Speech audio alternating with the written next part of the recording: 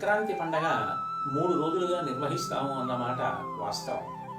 అందులో మొదటి రోజు చేసేటటువంటి పండగకి భోగి అని పేరు. భోగి అన్న పేరు 2 కారణాల చేత అన్వయం. భోగి అంటే భోగం అనుభవించుట. పెద్ద పండగ ఏదుంటుందో దానికి ముందు రోజు వచ్చే పండగ ఏదుందో దాన్ని భోగి అని పిలుస్తారు. మకర సంక్రమణం పెద్ద పండగ అయితే దాని ముందు వచ్చేటటువంటి పండగ భోగి పండగ. విచిత్రం ఏంటంటే ఈ భోగి పండగకి తిథి లేదు. ఈ తిథి నాడు ఈ పండగ అని లేదు. కృష్ణాష్టమి, శ్రావణ బహుళాష్టమి, శ్రీరామనవమి, చైత్ర శుక్ల నవమి అట్లా ఉంటాయి కదా. కానీ భోగి పండగ దగ్గరికి వచ్చేటప్పటికి దీనికి తిథి లేదు. దక్షిణాయనం యొక్క చిట్ట చివరి రోజు ఏదో అదే భోగి. కారణం ఏమిటంటే ఈ హేమంత ఋతువులో పుష్యమాసం నడుస్తుంటుంది చంద్రమానంలో. ఈ పుష్యమాసంలో విశేషమైనటువంటి పాడి పంట ఇంటికి వస్తాయి. ఆరుగాలం కష్టపడినటువంటి రైతు పండించినటువంటి ధాన్యం ఇంటికి చేరుతుంది. చేరిన కారణం చేత ఒక సంవత్సరం పాటు సంతోషంగా నా భార్యా బిడ్డలతో నేను గడపగలను అని రైతు ఆనందాన్ని పొందుతాడు.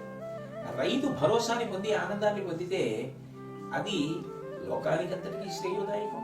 అన్నిటికన్నా ముందు అన్నం నీళ్లు దొరకాలి కదా. అవి దొరకకపోతే ధర్మం అన్న మాట ఎక్కడుంది? ఆకలితోటి దాహంతో ఉన్న ప్రజలు ధర్మానుష్ఠానం చేయడానికి సిద్ధపడరు. అందుకే భోగి పండగ ప్రధానం. అయితే ఈ భోగి పండగకి ప్రాతిపదిక ఎక్కడ అంటే ఉగాది నాడు. ఉగాది నాడు చేదు పచ్చడి తింటారు. భోగి పండగ నాడు పరమాన్నం తింటారు. ఎందుకని? నువ్వు అసలు జీవితంలో కష్టపడడం నేర్చుకోవాలి.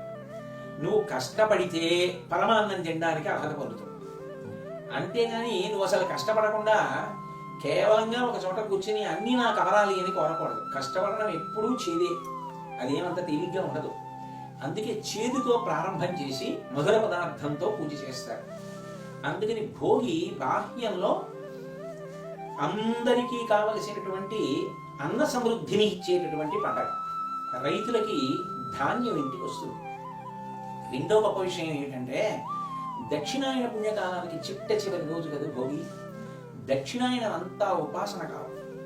అది రాక్షసుల చేత పరివేష్టింపబడి ఉంటుంది అని చెప్పినప్పటికీ, దేవతలకు రాత్రి కాలము అని చెప్పబడినప్పటికీ, నిజానికి ఉపాసన చేయవలసినటువంటి సమయం అంతా దక్షిణాయనంలోనే నడుస్తుంది.